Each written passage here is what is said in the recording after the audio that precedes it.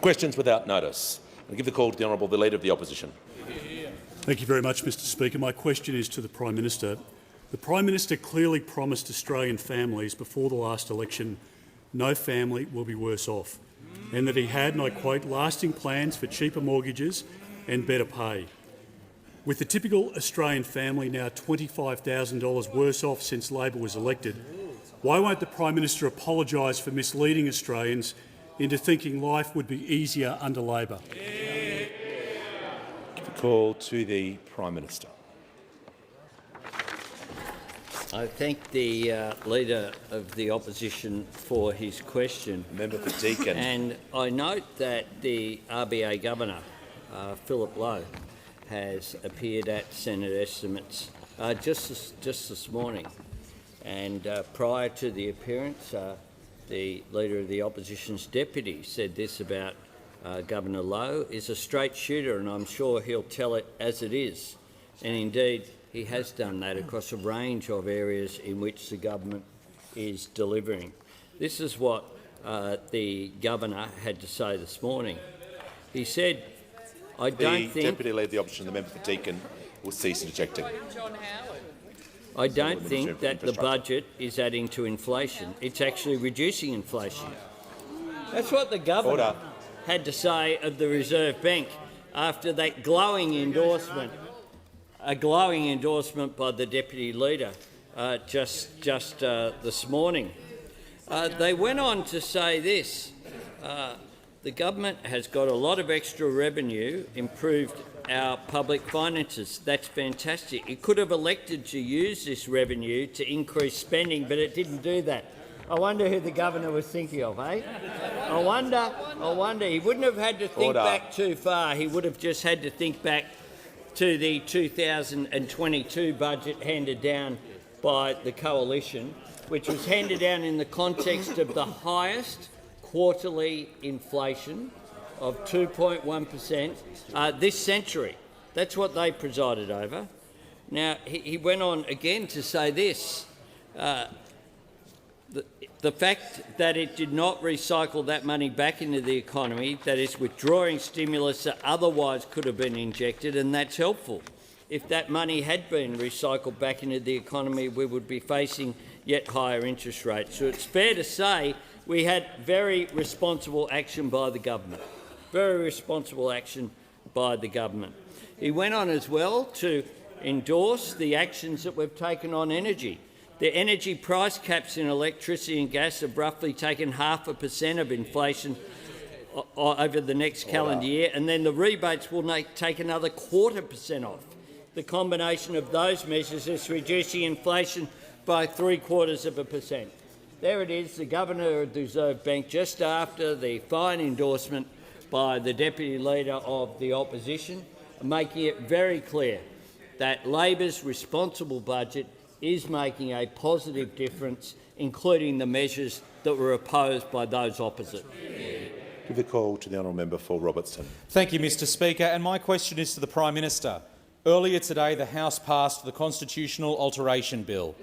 How will recognition of Aboriginal and Torres Strait Islander people in our Constitution move our country forward? Give the call to the Prime Minister. I thank the member for Robertson for his question and for his leadership as a fine new representative of the people of Robertson in this House, and for his leadership on this issue as well. 6 years ago at Uluru, Aboriginal and Torres Strait Islander people invited all Australians to walk together toward a better future. The yes that we heard here this morning was a great step forward on that journey together as a nation. This referendum can be a moment of national unity, just as the apology was. An extraordinary opportunity for every Australian to be counted and heard, to own this change and be proud of it and truly live the spirit of the fair go. Today's progress is the result of a grassroots movement, the culmination of years of discussion, consultation and hard work by Aboriginal and Torres Strait Islander people. This is not something that began in Canberra, this certainly has not been rushed into. It is a response to a gracious request from our Aboriginal and Torres Strait Islander people, an invitation built on a desire to bring us all closer together as a people reconciled and to lift our great nation to even greater heights. This referendum is about two things. It's about recognition in our constitution, something that other advanced economies that became colonies in past centuries did a long time ago. New Zealand way back in the 19th century, Canada in the last century. We are the only advanced economy that has not done that. It's also about listening.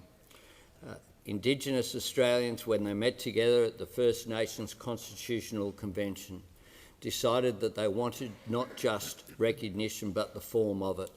And the form they requested us to grant for them was a voice, an opportunity for us to listen to them about matters that affect their lives, about matters that go to the heart of the need to close the gap between Indigenous and non-Indigenous Australians. The voice is the means to an end. The end is about closing the gap. As the Solicitor General said, it will enhance our system of representative government. The Constitution Alteration Bill will now go to the Senate, and soon this extraordinary journey that began so far from Parliament will return to the people, and it will be the people who decide. Today, this House said yes to holding a referendum. We look forward to the Australian people saying yes to recognition. Give the call to the Honourable the Deputy Leader of the Opposition. My question is to the Prime Minister. This morning's monthly CPI release from the Australian Bureau of Statistics showed inflation has once again risen, higher than even the market expected. Will the Prime Minister finally take responsibility for this cost of living crisis that is hurting so many Australians? Give the call to the Prime Minister. I thank the Deputy Leader for her question. I congratulate her in calling out the Reserve Bank Governor for the straight shooter that he is this morning.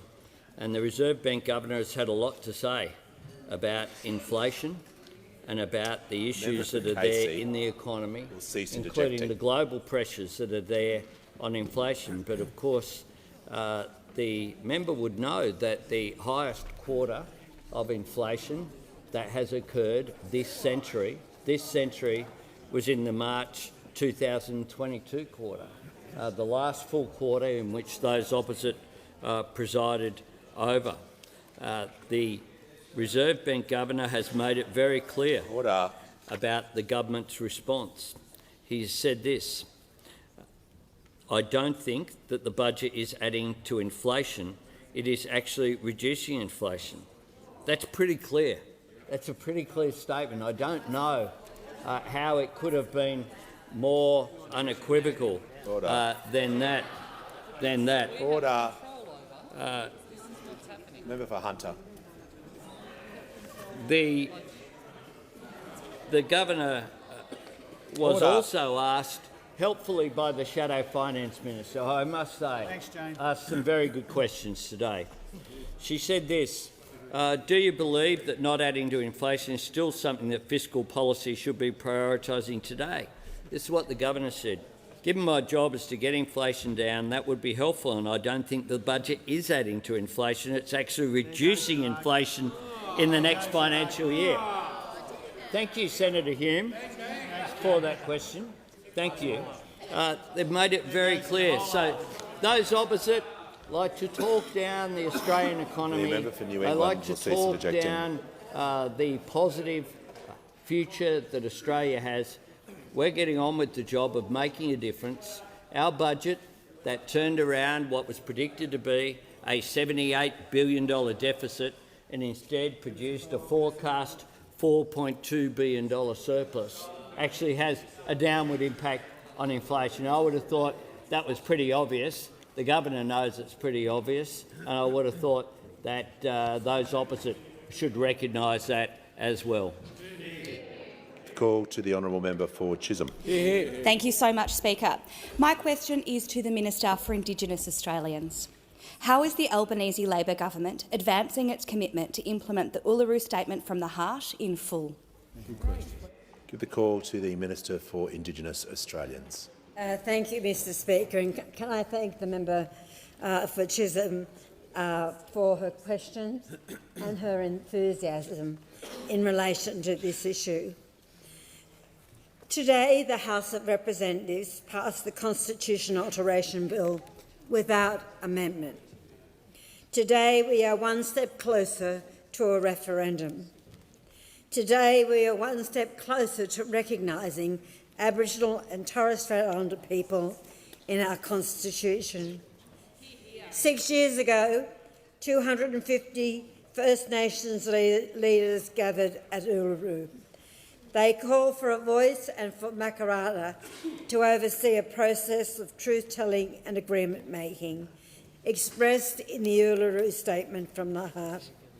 And last Friday, I had the opportunity to go to Munajulu to meet with leaders and with the local community.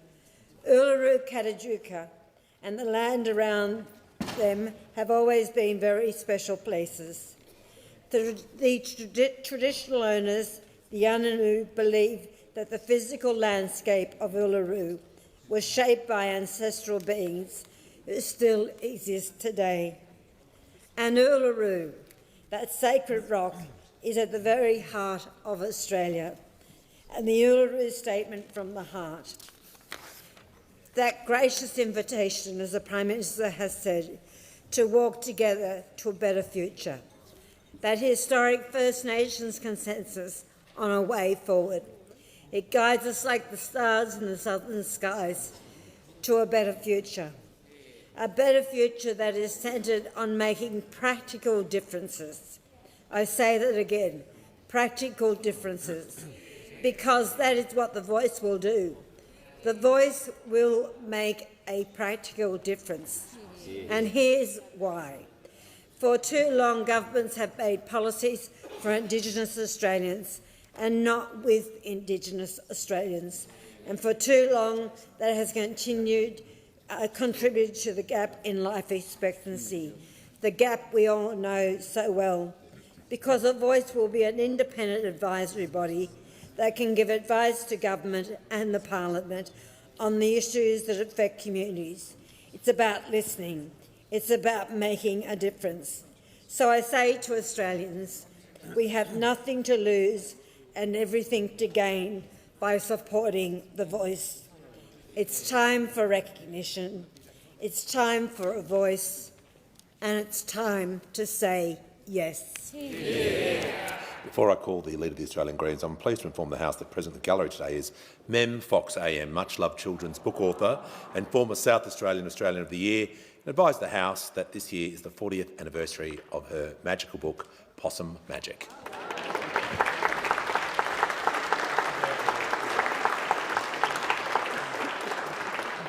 And I give the call to the Leader of the Australian Greens. My questions to the Prime Minister. Estimates hearings have revealed the enormous scope of the PwC scandal, including last night that the ATO reported evidence of PwC's conspiracy to defraud the Commonwealth to the AFP back in 2018. Meanwhile, PwC remains the governance and internal risk auditors for the AFP and Treasury and has made big donations to Labor and Liberal. Prime Minister, will you refer the growing PwC scandal to the National Anti-Corruption Commission when it begins in July? Give the call to the Prime Minister. I thank the member from Melbourne for his question, and I certainly agree with him that the breaches in confidentiality by PwC is an absolute scandal and it is deeply troubling.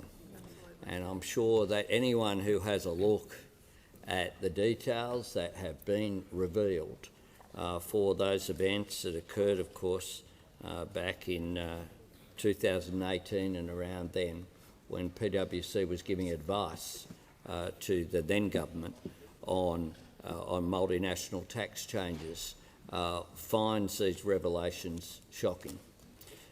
The Treasury has referred the matter already to the Australian Federal Police. So it's gone well beyond the step that the member suggests already are there. The PwC breach did not arise as a result of an active procurement or Commonwealth contract. The Department of Finance has already taken a number of actions under the Commonwealth procurement framework to strengthen our systems following the disclosure of the PwC emails. These include PwC has been directed to stand down employees who were involved in or had knowledge of the tax matters from government contracts until the Switkowski investigation is completed and the department is satisfied that the direction can be lifted. New clauses will be included in the standard government procurement contracts to further strengthen the ability of the government to cancel these contracts in response to such behaviour in the future. Secretaries have been reminded that ethical behaviour must be taken into account as part of the value for money assessments which underpin decisions under the procurement framework. The government, of course, reserves the right to consider further changes if they are required. Can I conclude with this point to the member for Melbourne? One of the things that this government spoke about before we were elected was the reduction in the capacity of the public service to give that frank and fearless advice which is so required, and the increasing use of contractors. That is something which in the most recent budget we committed to further conversions of third-party workers, that is off public service to public service employment directly for critical jobs, including in defence, agriculture, Veterans Affairs and the ATO. We think that the context in which we made those commitments was certainly not around this, because I'm certain that members of the then government weren't aware of these details either. These revelations are indeed shocking, but they do point towards a policy failure as well, and that's one the government is addressing. To be called to the honourable member for Spence. Thank you, Mr Speaker. My question is to the Treasurer. What did today's monthly inflation indicator reveal, and how is the Albanese Labor government responding to the inflation challenge in the economy? Call to the Treasurer. Thanks very much, Mr Speaker. Thank you to the outstanding member for Spence for his question about the cost of living pressures that people are facing right around Australia. Today the ABS did release the monthly CPI indicator, which rose by 6.8% over the 12 months to April. Now this is a tick up from the previous month's indicator, but it is well below the 8.4% peak it reached over the 12 months to December last year. As I said before, I think yesterday, Mr Speaker, as the Treasury Secretary said yesterday, we need to be careful about the monthly figure, which bounces around from month to month and can be volatile. But what we see in the data today is that the ABS is pointing out that the tick up in the indicator this month is being largely driven by the changes to the timing of the fuel excise that impacted the indicator in April of last year. What is really clear, Mr Speaker, is that the peak in inflation is behind us. And while it has been higher than we'd like for longer than we'd like, it is expected to moderate over the year ahead, which is a point that the RBA Governor made today in his testimony.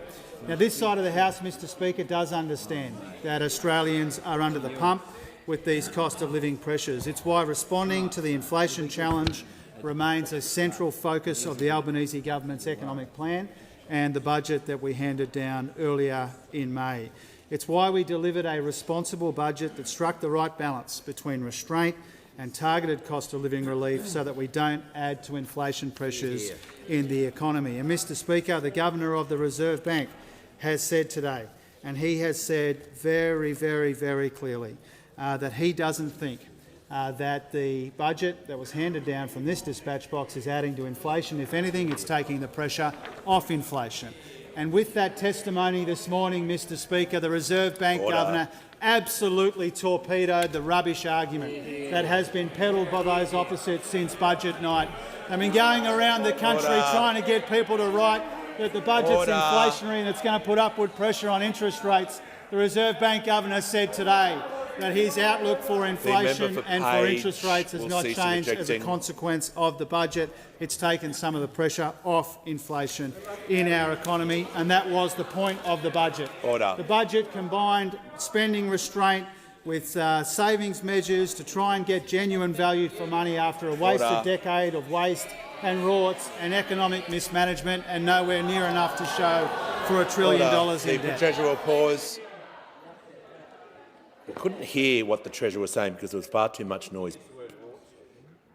But I want to hear from the Manager of Opposition Business. Mr Speaker, on relevance, the Treasurer is a serial offender. The question was commendably tight, but the Treasurer could not restrain himself from going into the record of the previous government, which is not within the terms of the question or the answer. He should be directed back to the question. I uphold that point of order. The question was not an opportunity for the Treasurer to compare and contrast. I just asked him to return back to the question. Thank you, Mr Speaker. I was asked about the inflationary pressures in the economy, and the wasted decade did not help when it came to the pressures that we inherited. Our budget combined cost of living relief, investment in the supply side of the economy. It was a responsible budget, and as the Governor has made clear today, it's taking the pressure off inflation, not adding to it. Give the call to the Leader of the Nationals. Thank you, Mr Speaker. My question is to the Minister for Health. In the gallery today is Jovan Rhodes, pharmacist from Nowra, along with 70 other concerned pharmacists from around the country. Hundreds of regional pharmacies like Mrs Rhodes face potential bankruptcy because of Labor's new 60-day dispensing policy. Will the government enter into a new agreement with pharmacists before this policy commences so that cost of living relief can be delivered without the risk of bankrupting community pharmacies? I give the order. The member for Riverina. The Minister will resume his seat. Order. The member for Macarthur is warned. The member for Riverina will cool his jets. Order. I want to hear the answer in silence and give the call to the Minister for Health and Aged Care.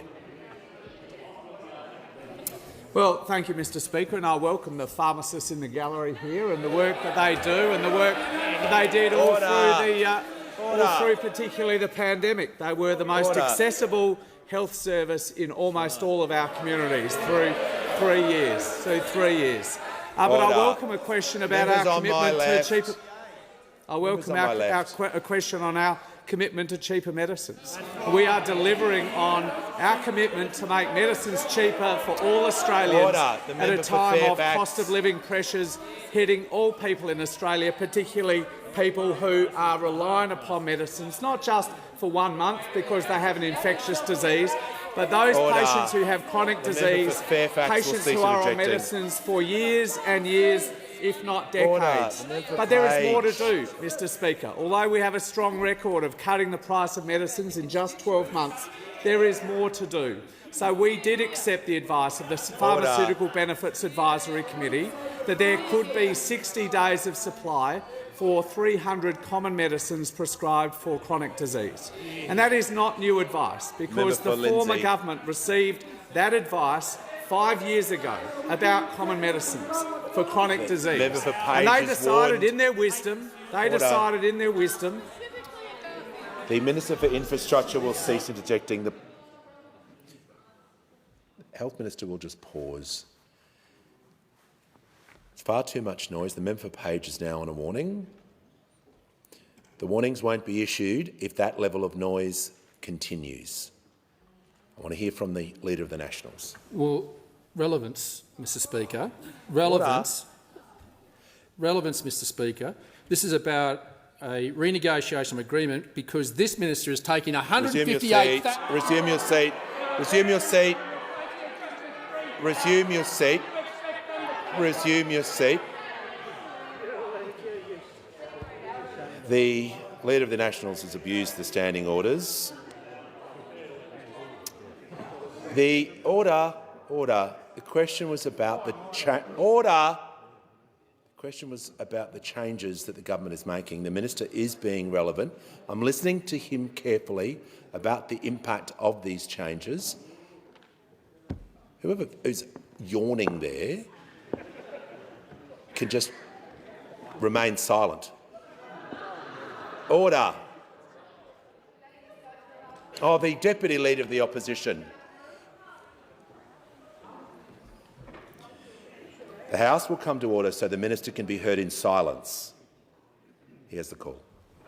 Thank you, Speaker. As I was saying, this is not new advice. The Advisory Committee provided the same advice 5 years ago.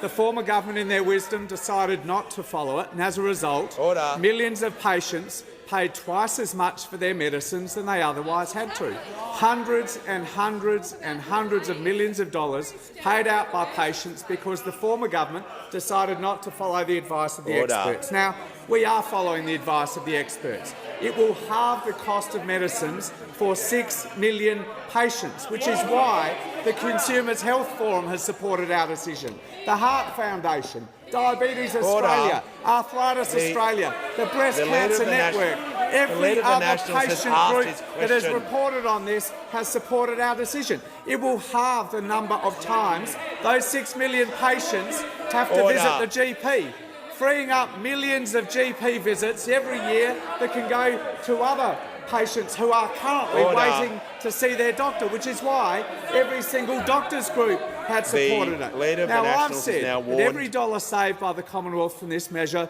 will be reinvested into pharmacy, because on this side we support sustainable community pharmacy. And we are talking with all groups in the pharmacy sector, including the Pharmacy Guild, about the best way to make that investment, including, in particular, the impact on rural pharmacies. And I look forward to those discussions continuing.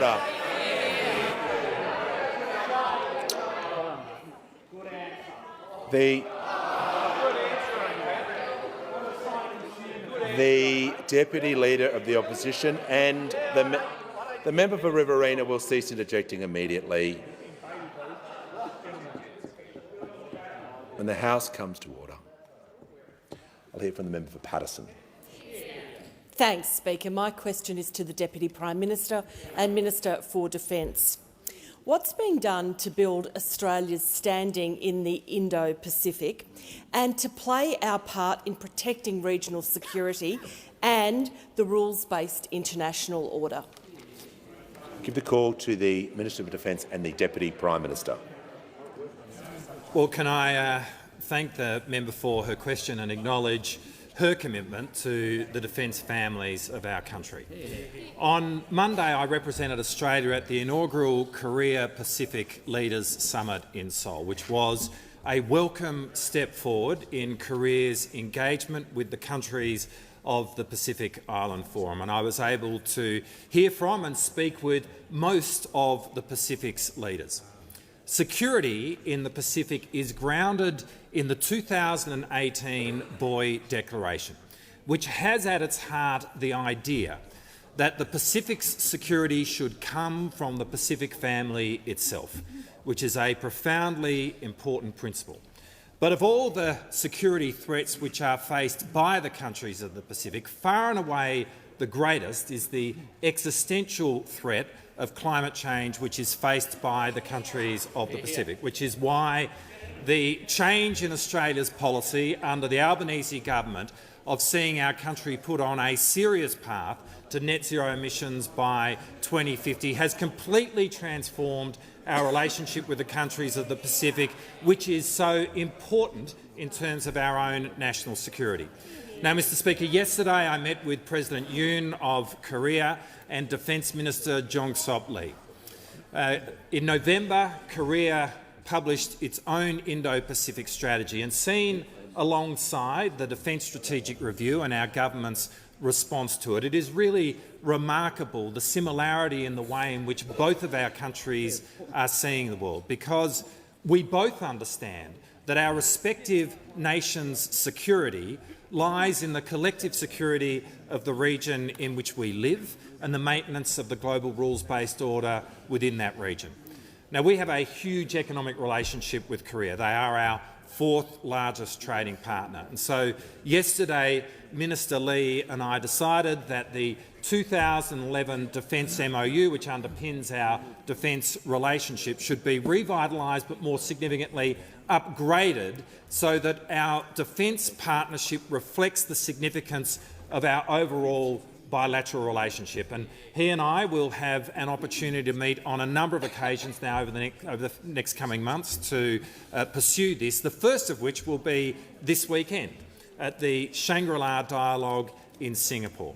And the keynote speaker at that dialogue is the Prime Minister. The Prime Minister and I are heading off to Singapore tomorrow. Order. And this affirms the seriousness with which Australia is now being taken within the world. When we came to office just over a year ago, Order. Australia was drifting in a sea of broken relationships. But over the last 12 months, all of that Order. has changed The Deputy as Australia Prime has Minister's time taken has its rightful concluded. place of... The time has concluded. Order. Members on my left, the Leader of the Opposition will be heard in silence, and I give him the call. Thank you very much, Mr Speaker. My question's to the Prime Minister. Prime Minister, what's your message to the pharmacists in the gallery today? The member for McEwen is warned.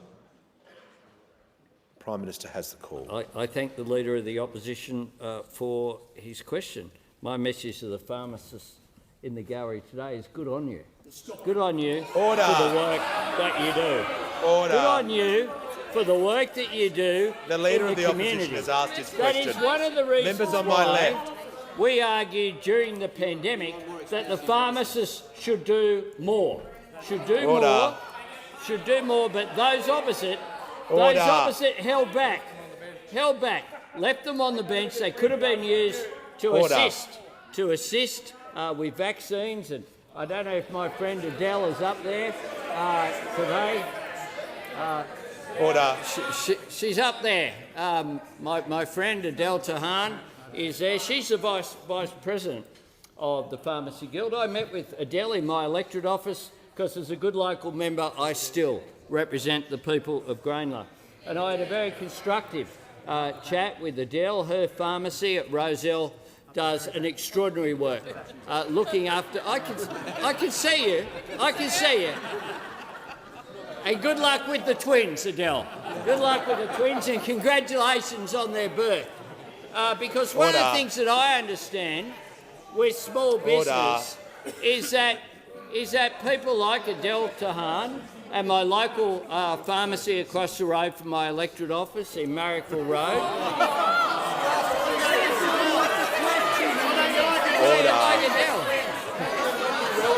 Order.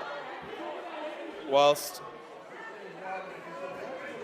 there is far too much noise on my right, the Prime Minister is being relevant by directly acknowledging in the gallery. I'm not sure if this is on relevance. I'll hear from the Leader. Well, Mr Speaker, it is on relevance. The Prime Minister has ripped $160,000 out of pharmacists. Resume your seat. Order. Order. The Leader of the Opposition will cease interjecting immediately. The Leader of the Opposition, I took your point of order out of respect for the office you hold. I'm going to hear from the Leader of the House. Speaker, I just raised that it was a deliberately frivolous point of order, that his response was then out of order, and then he continued to interject from out of his seat. Order. The Leader of the Opposition gets a lot of latitude, but simply getting up in this chamber and having a free-for-all is not on. The Prime Minister was asked a question about a message to people in the gallery. He was directly talking to people in the gallery, order, by name. I'm not sure how more relevant he could be. Order. This is huge. This is a huge issue. Can we please order? That is having an impact on the House. I'm just going to ask the Prime Minister to be heard in silence out of respect for the office he holds. Thank you very much, Mr Speaker. As I said, I respect the job that pharmacists do. I interact with them all the time. I regard them as people who, like the post office masters in the past, like the newsagents, people who service their local community and who I have had a long contact with. And that is the Leader of the Nationals. If he says one more thing, we'll leave the chamber. And that is why, when we considered this measure, that was the subject of vast consultation between the government and the pharmacy bill. Order. Members on my left will cease interjecting. Order. The Prime Minister will continue his answer in silence. Thanks, Mr. Speaker.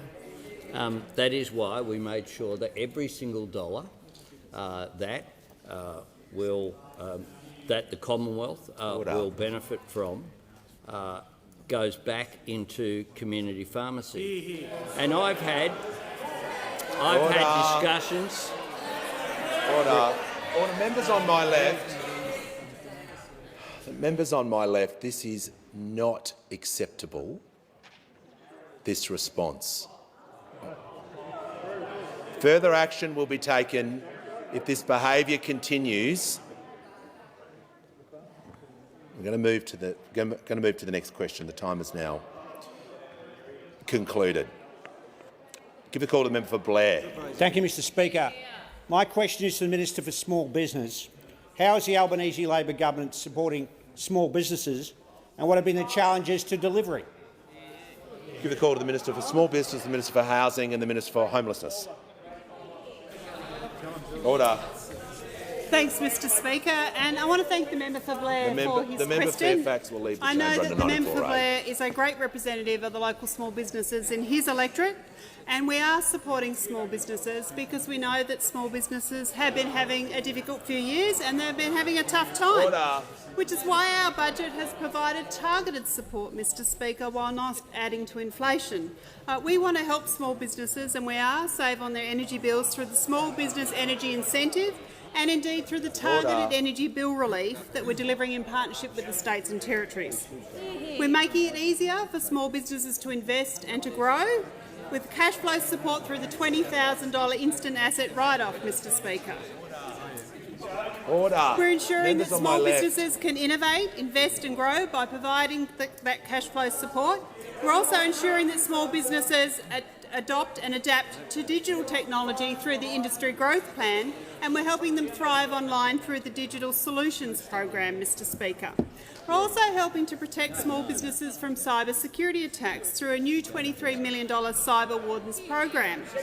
This program is a pilot that COSBO has developed with some private sector partners, but with content developed alongside the Australian Cyber Security Centre, Mr. Speaker. We're reducing the time that small businesses spend doing taxes.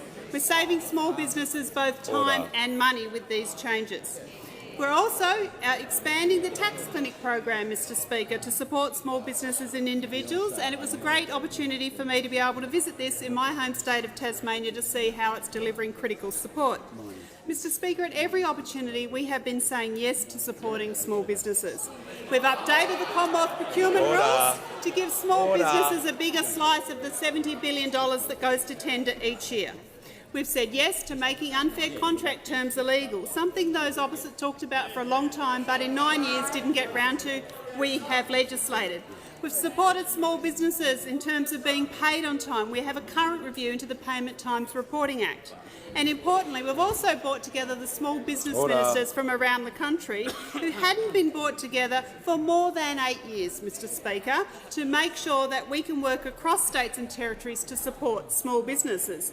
But whilst we've been saying yes to small businesses, Mr. Speaker, those opposite have been saying no. They said no to the energy bill relief, the direct rebate for small businesses. They came in here and they voted against it, Mr. Speaker. They said no to the $15 billion National Reconstruction Fund that will support supply chain resilience for small businesers. They came in here again and they voted no, Mr. Speaker. And in fact, they did very little when it came to supporting small businesses when it comes to cyber security attacks. But we have already moved. They failed, as I said, to make unfair contract terms illegal. Mr. Speaker, they have done very little. Has concluded. Give the call to the Deputy Leader of the Opposition. My question is to the Prime Minister. Can the Prime Minister guarantee that under his 60-day dispensing rule, no pharmacist will be worse off? Order. give the call to the order. I give the call to the Prime Minister. The Minister for Home Affairs will cease interjecting, so will the Treasurer. And the member for Page is on a warning. Thanks Prime very Minister, much, call. Mr Speaker. I can guarantee that under our cheaper pharmaceuticals policy, 6 million Australians will be better off. 6 million Australians will be better off. We have questions. We have questions at the beginning of question time about the cost of living, and then they stand up and say that people who have arthritis, people who have heart conditions, people who have diabetes should pay more for their medicine. That's what they say. That's what they say. That's what they say. Just like the only government that produced cheaper medicines for Australians in the history Prime Minister will of the pause. pharmaceutical. I'll hear from the Deputy Leader of the Opposition on a point of order. Are you sitting down, Prime Minister? Order. The Deputy Leader will proceed with a point of order without commentary.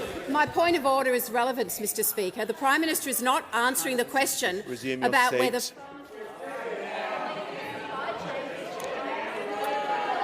Order.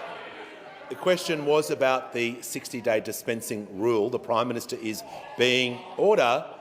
being relevant, and I'll make sure he remains relevant for the remainder of his answer. The Prime Minister has the call. The pharmacy sector makes a vital contribution to the health of their local community. They have my respect. I have sat down. I have sat down, including with Trent. Order. You wouldn't know. You would not know. I not only have sat down. You struggle to find the chamber, mate. So. Order. I have sat down. Order. I have sat down with the head of the Pharmacy Guild in Brisbane 2 weeks ago. I have sat down with the Vice President of the Pharmacy Guild in my electoral The Leader office of the Nationals. just a couple of weeks ago. I'll continue to engage with community pharmacies, including in my own area, as will the Health Minister, because there will be, of course, and every member will, because every member here knows the important role that community pharmacists make. But what we won't do is ignore completely, which those opposite want us to do, the cost of living pressures on people who have a health condition that requires regular drug treatment for the rest of their lives.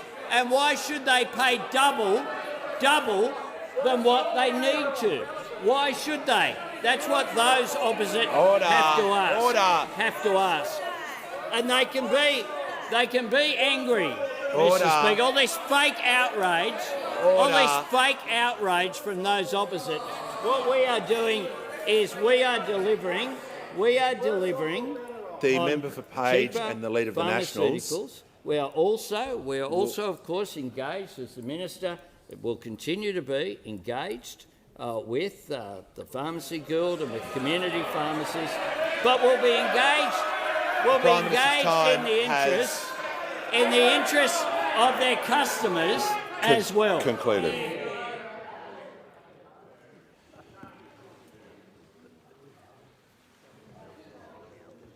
Give the call to the member for Dunkley.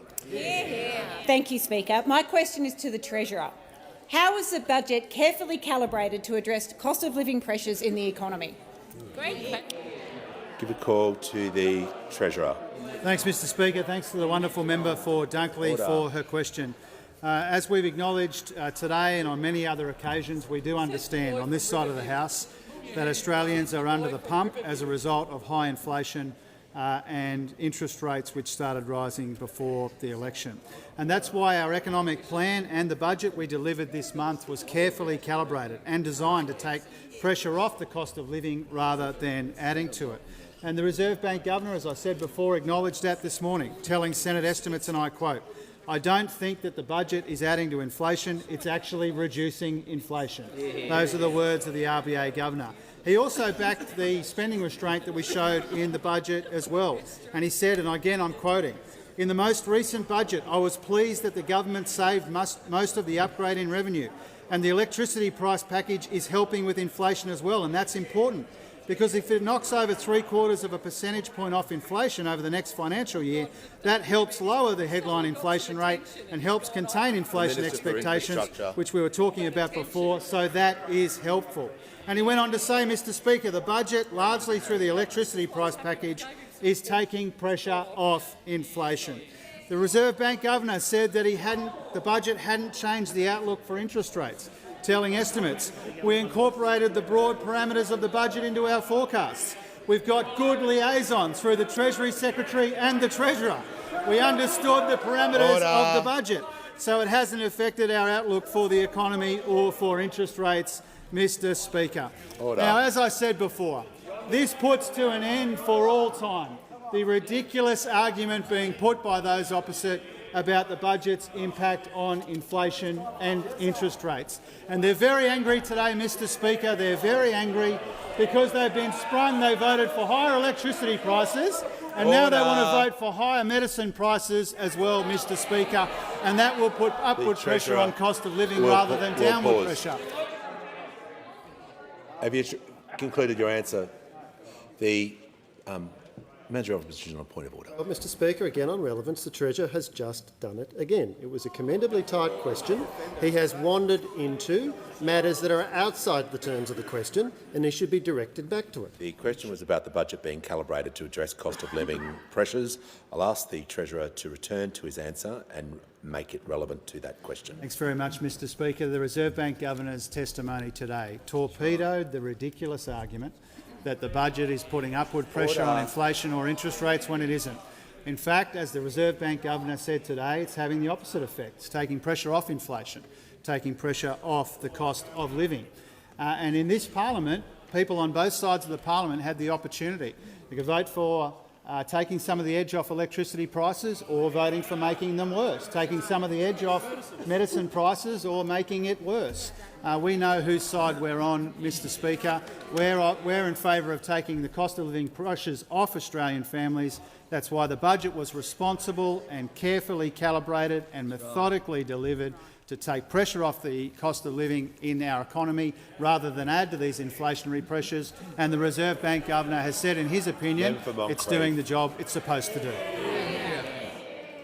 With the call to the honourable member for North Sydney. Thank you, Mr Speaker. My question is to the Minister for Education. Tomorrow, more than 3 million Australians will see their student debt rise in line with inflation, adding more than $1,000 to the average loan, the highest increase in more than 3 decades and nearly double the rate of wages growth this year. So far, the Minister has not acted to freeze debts ahead of the June 1 deadline. In this time of ongoing high inflation and economic uncertainty, the need for reform seems clear. What plans does the Minister have to provide some relief to the millions of hard-working Australians copping this smackdown tomorrow? Call to the Minister for Education. Thank you, Mr Speaker, and can I thank the member for North Sydney for a question. Can I also recognise my friend, the great Mem Fox, who's in the gallery today, who's enriched the lives of millions of Australian children here in Australia and right around the world. Order. The short answer to your question is there are no changes to HECS or the indexation process in the budget. The changes we've made, the relief we're providing, is helping students with the cost of living by increasing youth allowance and AusStudy and rent assistance. A couple of important points to make here. Changing the way HECS is indexed doesn't put an extra dollar in the pocket of a university student today. It's not the way that HECS works. It's not like a mortgage. The amount that you pay back every year is based on your income. Now, I get that affordability is an issue, and that's why I've asked the Universities Accord team to look at this, along with a whole bunch of other serious issues in our university, in our higher education system. And I can advise the member that Professor Bruce Chapman, the architect of HECS, has been engaged by the Accord team to work with them on this. Going to university is important. Going to university is your ticket to the show. 9 out of 10 new jobs created today require you to go to TAFE or university. Order. TAFE or university. And going to university makes you money. The average income of someone with a university degree is about Order. 94 grand. The average income today of somebody whose last year of education was year 12 is 68 grand. That's a big difference. That's a life-changing difference. And HECS has made that possible for millions and millions of Australians to get to university, to get that degree and to change their lives. But not everyone. In the member for Wentworth's electorate, 67% of young people aged 24 to 34 have a uni degree. But in the member for Rankin's electorate, it's only 19%. In the member for Melbourne's electorate, 69% of young adults have a university degree, but in the member for Longman's electorate, it's only 16%. And in the member for North Sydney's electorate, 71.3% of young adults have a university degree, but in the member for Spencer's electorate, it's only 15%. There is a cost to going to university, but what is the cost of those kids missing out?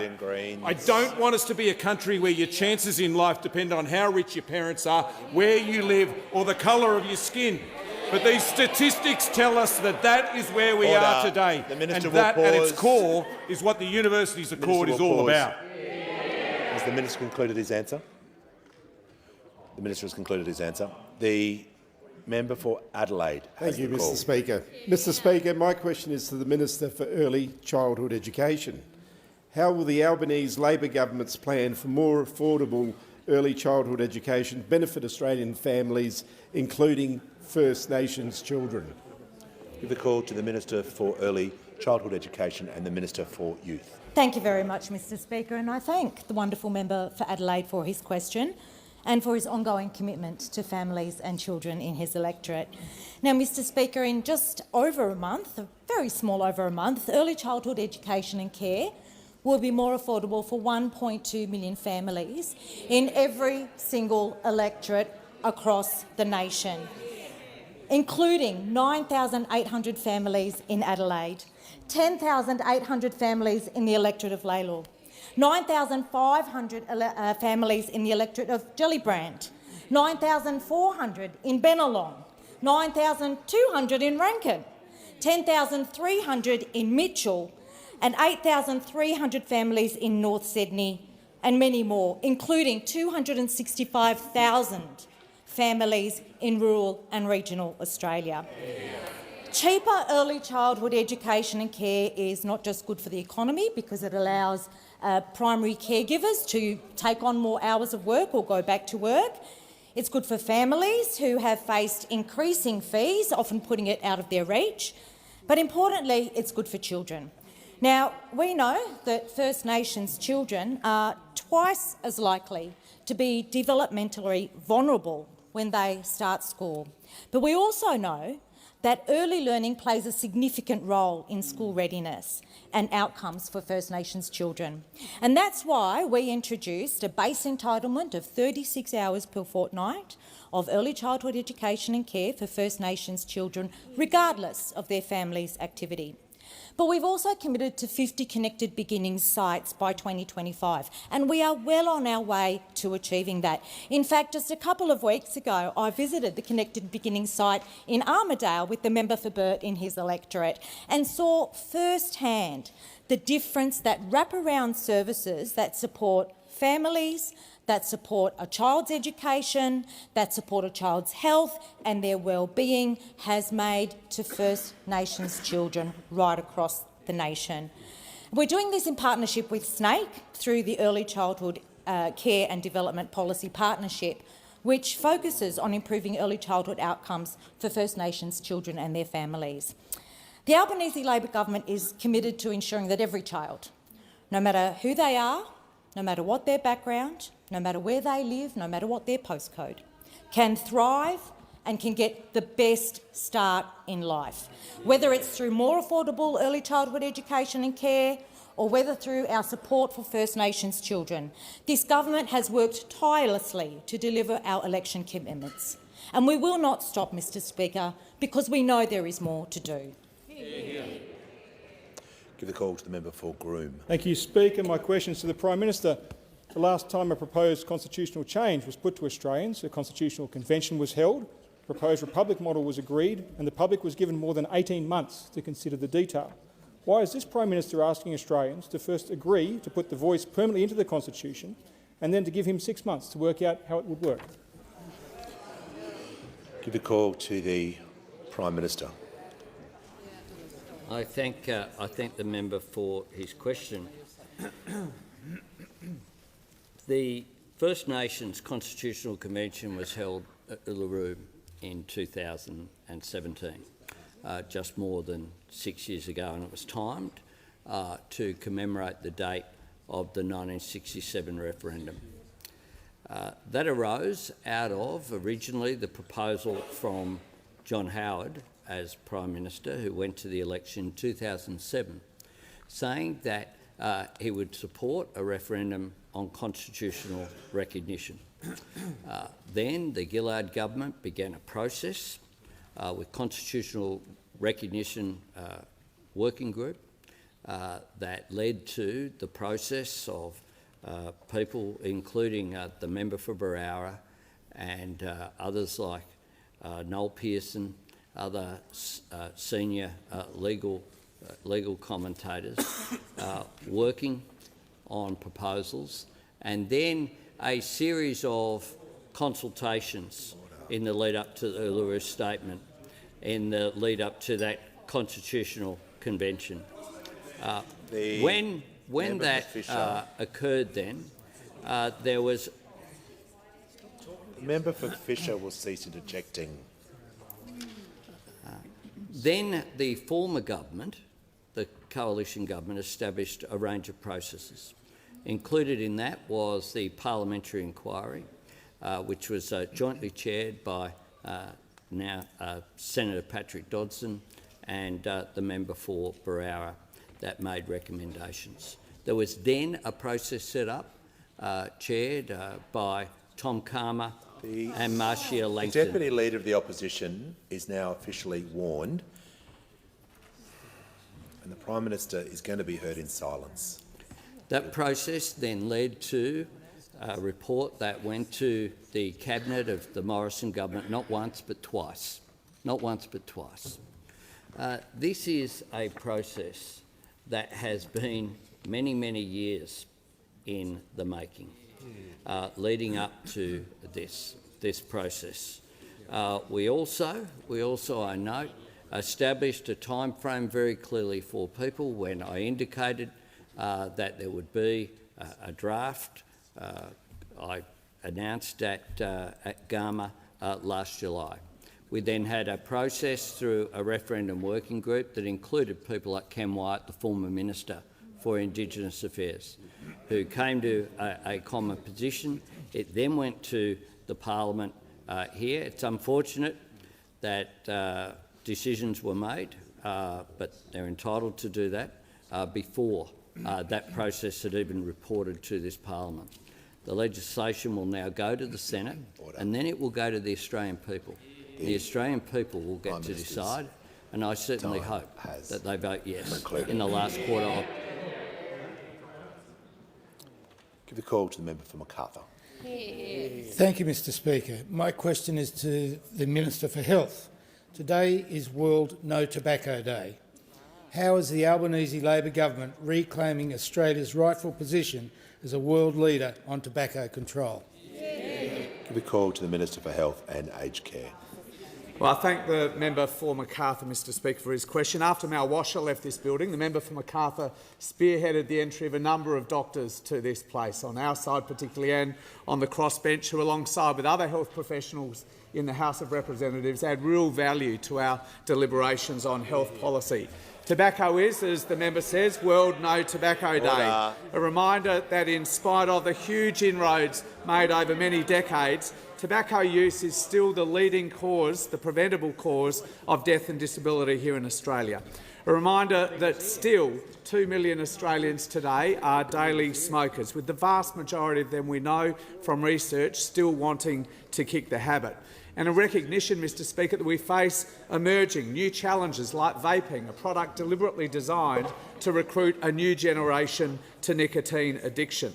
10 years ago, Australia did lead the global fight against tobacco with visionary plain packaging and graphic health warning reforms, and they were hard fought. The Leader of the Opposition, who was Health Minister at the time, said they were a bridge too far, and Big Tobacco fought our reforms tooth and nail through courts. But we prevailed, Mr Speaker, and those reforms made a real difference.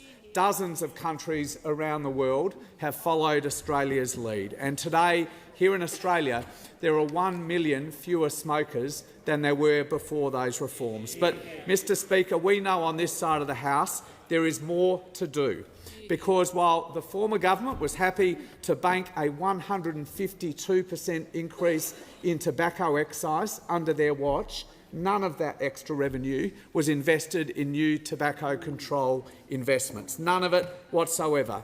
And as a result, smoking rates have now flatlined. After decades of decline, smoking rates for the first time in decades have flatlined. Indeed, because of vaping, our youngest Australians are the only cohort in our community where smoking rates are actually increasing. Well, we on this side, Mr Speaker, are determined to stamp out the marketing strategies of Big Tobacco put in place to get around the reforms from a decade ago. The Vogue-style fashionable thin cigarettes, they will go. The menthol bombs and other flavours designed to make cigarettes more tasty, they will go. The brand names designed to mislead consumers like Cool Crush, Fresh Burst, Smooth cigarettes, they will go as well. We are determined on this side to drive down smoking rates even further, Mr Speaker, and to prevent a whole new generation becoming addicted to nicotine. So today I've published draft legislation on our website to do just that. And we are determined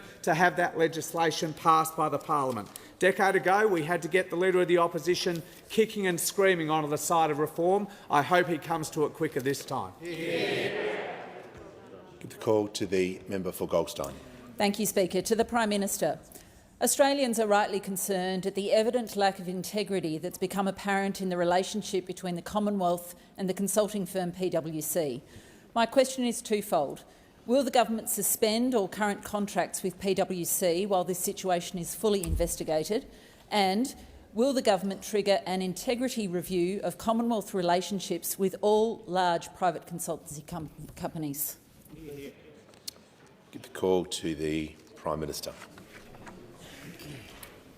I thank the member for Goldstein for the question, and I refer to my previous answer to the member for Melbourne, in which I outlined the government's position on this. The breaches in confidentiality by PwC are indeed extraordinary, outrageous and deserving of complete condemnation, not just by the government but by all Australians, I believe. To have a brief that is then turned into an opportunity is what occurred here. And we, of course, the Treasury has referred the matter to the Australian Federal Police. The PwC breach did not arise, I repeat, as a result of an active procurement or Commonwealth contract, which we have. I'm very concerned about it. I repeat that prior to the election, one of the things that we spoke about, and indeed there's been some criticism of an increase in use of the public service, but one of the things I want to do as Prime Minister is restore the public service to the primacy that it should be in. The public service should be the body that provides the primary advice to government, not the private sector, not any other interest, be it industrial, be it community groups. Everyone can have input into government policy. through the political process, and that's important. But the fact Order. that The Prime Minister just will pause for a moment, and I'll hear from the member for Goldstein on a point Thank you, of order. Speaker. On relevance, the question went to an integrity review of all private companies consulting to the government.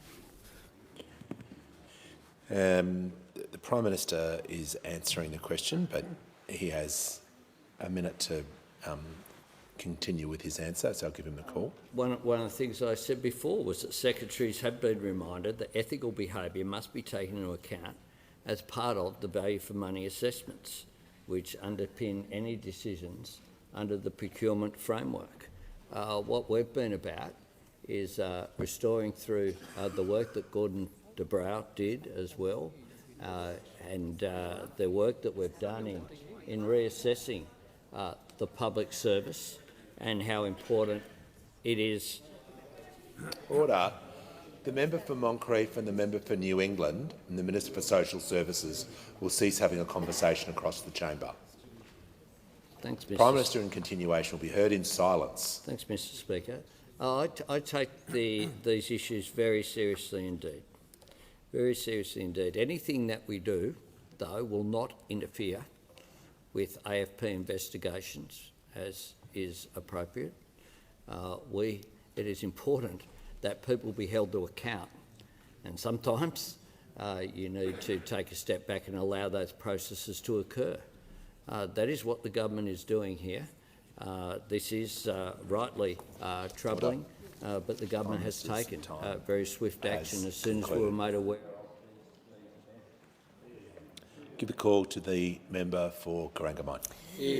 Thank you, Mr. Speaker. My question is to the Minister for Communications. How is the Albanese Labor government fixing the rollout of the National Broadband Network and delivering productivity benefits for Australian businesses?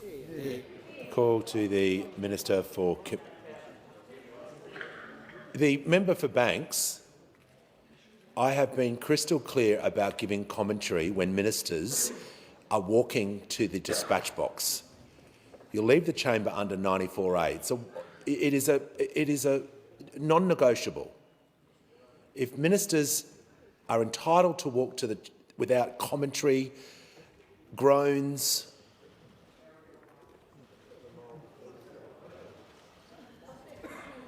give the call to the Minister for Communications.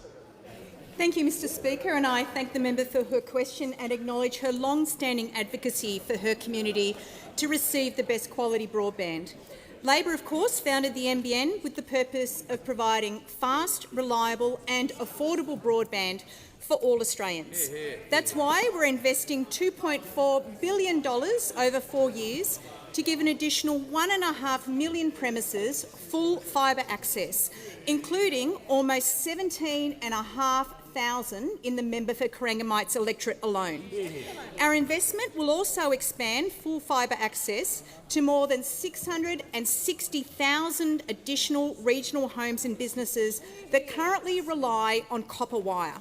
This will boost the reliability of services and the productivity of those businesses, and that supports remote work and learning and access to important services like telehealth.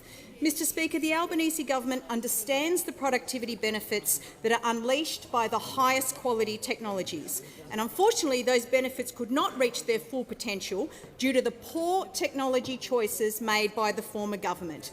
Now, Mr. Speaker, it's just over a decade since the Coalition launched its disastrous broadband policy that promised a second-rate multi-technology mix for $29 billion, which blew out to $58 billion, a doubling of cost. The Minister will resume her seat. And I want to hear from the member for Petrie. Order. And everyone will be silent while he walks to the dispatch box as well. The member for Petrie on a point of order. Thanks, Speaker. Just Standing Order 104, relevance. There was nothing in the question about opposition policies or what happened 10 years ago. Absolutely nothing. Thank you, member for Petrie. The question was how is the government fixing the rollout of the NBN, which in the question itself implies there may be a compare and contrast. So I'm sure the minister is talking about fixing the NBN as part of the answer, and I'll give her the call. Order.